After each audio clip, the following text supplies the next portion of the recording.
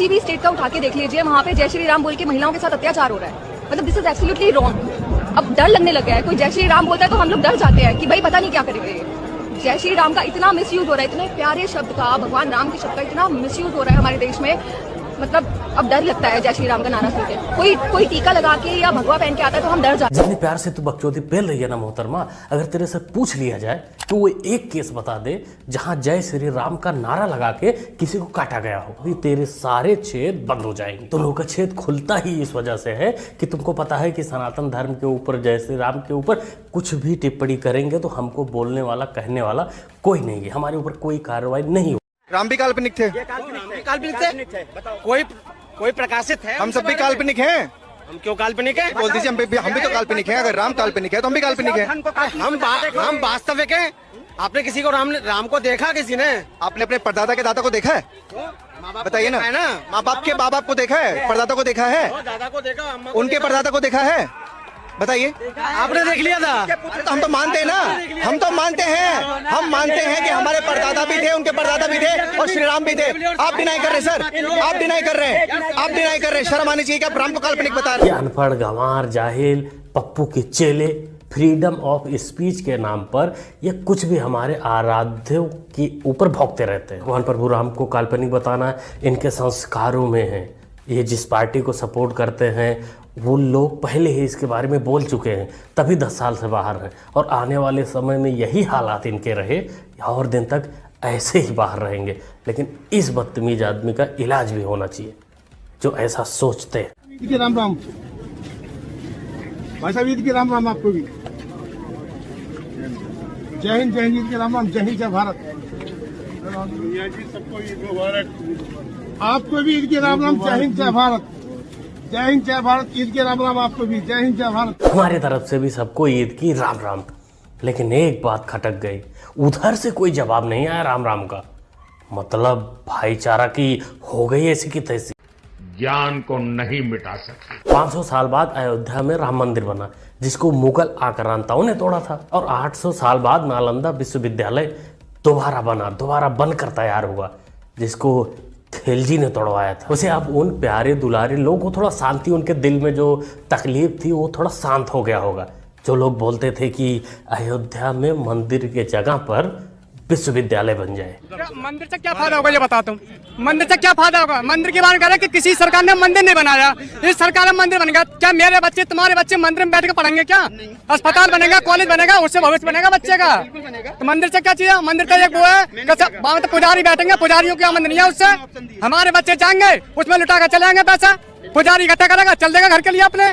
मंदिर से क्या फायदा? मंदिर नहीं है जरूरी, हमें शिक्षा जरूरी है, स्कूल खुले, अस्पताल खुलने चाहिए। नहीं समझो, अगर तुमको पढ़ाई करना है अच्छे विश्वविद्यालय में तो नालंदा चले जाना, और अगर जमीर कभी जगे तो अयोध्या चले जाना। रामनवमी के दिन पर हम भगवान राम की तपस्या को याद करते हैं। जब भगवान राम युद्ध भूमि में उतरे और उन्होंने देखा कि शक्ति रावण के पास है, तो उन्होंने तपस्या की 9 दिनों की, और उस 9 दिनों की तपस्या में उन्होंने अन्न छोड़ा, व्रत रखा और माता को ये दिखाया कि उनमें श्रद्धा कितनी थी।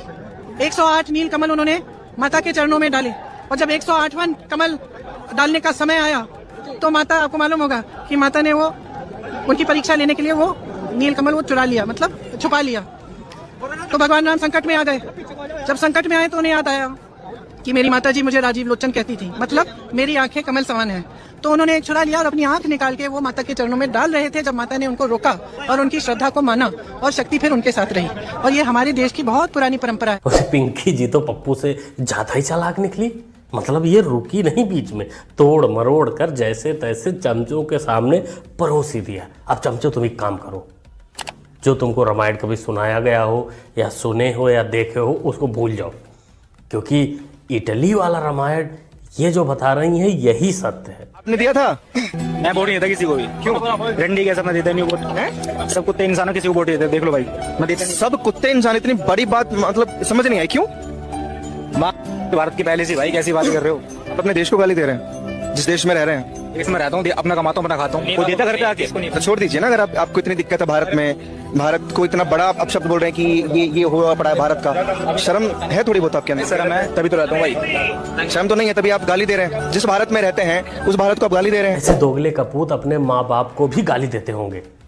इनको ना तो बीजेपी पसंद है, ना कांग्रेस पसंद है, ना कोई भी पार्टी भारत की नहीं पसंद है इनको। तो जाहिल बेटा, तेरे लिए नोटा का भी ऑप्शन होता है। अगर तेरे को कैंडिडेट नहीं पसंद है, पार्टी नहीं पसंद है, तो तू नोटा दबाकर अपना गुस्सा जाहिर कर सकता है, लेकिन नहीं, तू ऐसा कर ही नहीं सकता। तेरे संस्कार में ही नहीं है ऐसा।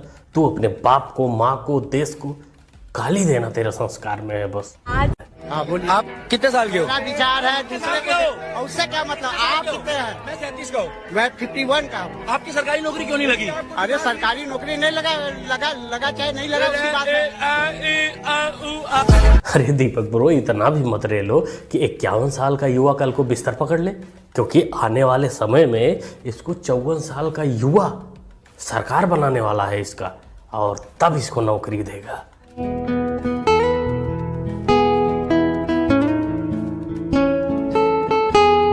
अरे देखो जी, देखते ही देखते पप्पू 54 साल का भी हो गया, मतलब युवा ही बोला जाएगा। यहाँ कांग्रेचुलेसन का काम धाम चल रहा था, लेन देन चल रहा था, लेकिन आप लोगों ने शायद एक चीज मिस कर दिया, जो असल आशीर्वाद था, जहां से हैप्पी बर्थडे का तार इस बावली चमची ने जोड़ा था। देखो जरा,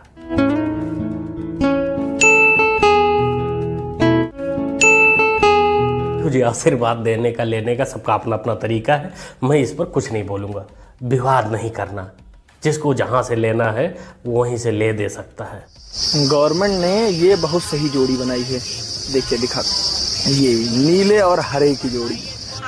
अबे साले, हरा गीले कचड़े के लिए और नीला सूखे कचड़े के लिए। जहां भी आपको ये दिखे, कूड़ा डालना न भूलें। भाई का बात और सरकार का सराहनीय कदम से आसपास के रहने वाले मच्छर दूर रहेंगे। लोगों की भी जिम्मेदारी बनती है, अगर कचड़ा आसपास में दिखे तो एक नीले में और एक हरे डब्बे में, जैसे भाई ने बताया, उसे आप लोग डाल सकते हैं।